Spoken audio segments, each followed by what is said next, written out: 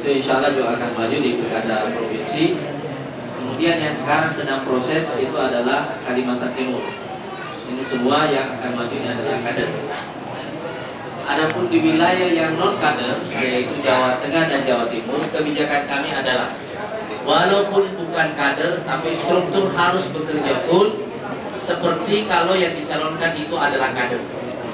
Karena kita perlu menunjukkan komitmen bukan hanya kepada calon yang kita dukung yang non kader itu, tapi juga kepada masyarakat bahwa kalau kita sudah membuat perjanjian dengan seseorang, kita harus komitmen dengan perjanjian yang kita buat.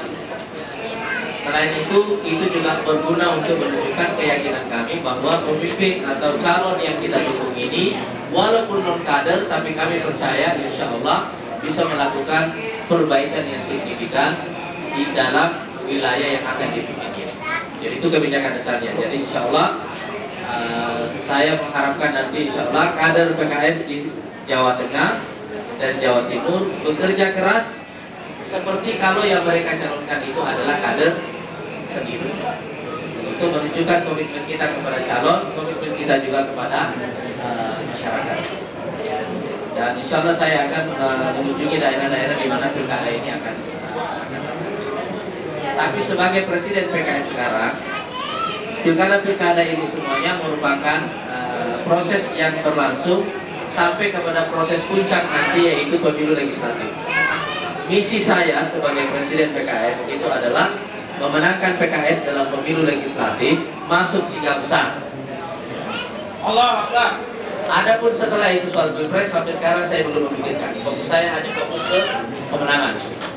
Soal pilpres kita belum pikir sama sekali. Saya hanya fokus kepada satu titik ini, yaitu pemenangan pemenangan PKS pada pemilu legislatif yang akan datang masuk 3 besar. Fokus saya, yang lain kita belum pikirkan sementara. Tapi apakah memunculkan dari Pak atau mendukung?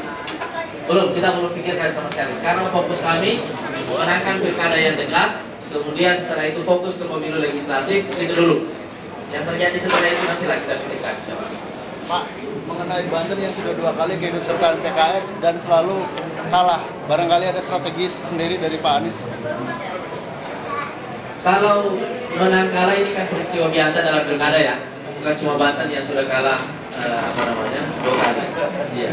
Di beberapa daerah juga kita mengalami hal yang sama.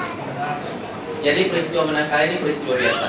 Tapi insya Allah saya kira performa PKS terus meningkat di dalam semua pilkada, karena pilkada bagi kami ini adalah alat uji bagi kaderisasi PKS. Jadi saya ingin menjelaskan dulu cara berpikirnya ya. Partai politik dalam sistem demokrasi itu berfungsi sebagai school of leadership, sekolah kepemimpinan. User atau pengguna dari sekolah kepemimpinan ini adalah negara. Karena itu kami harus terus melakukan rekrutmen, melakukan kaderisasi, melakukan pelatihan kepemimpinan untuk menyiapkan kader-kader pemimpin supaya bisa dipakai oleh negara.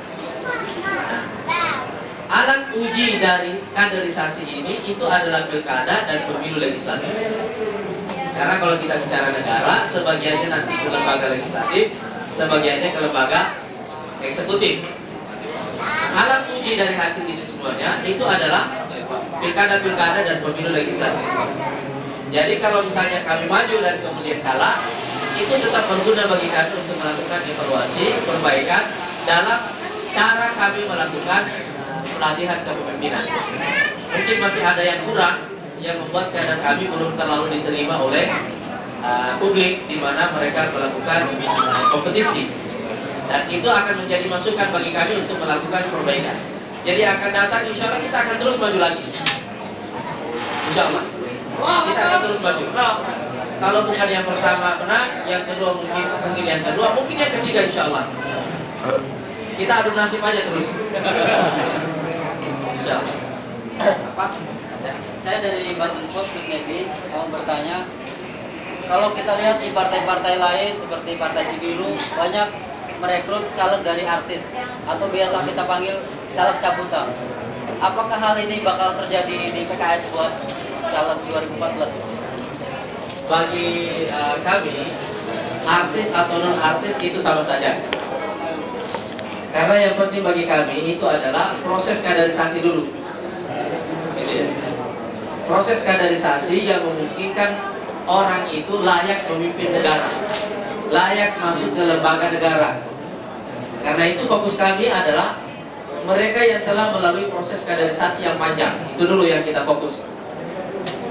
Nanti di daerah-daerah yang kami benar-benar tidak punya kader atau kekurangan kader, atau kader kami anggap belum memadai masa pembinaannya, masa pelatihan kepemimpinannya belum memadai, sehingga kami perlu merekrut orang luar. Baru di sini kita melakukan rekrutmen terhadap terhadap orang luar.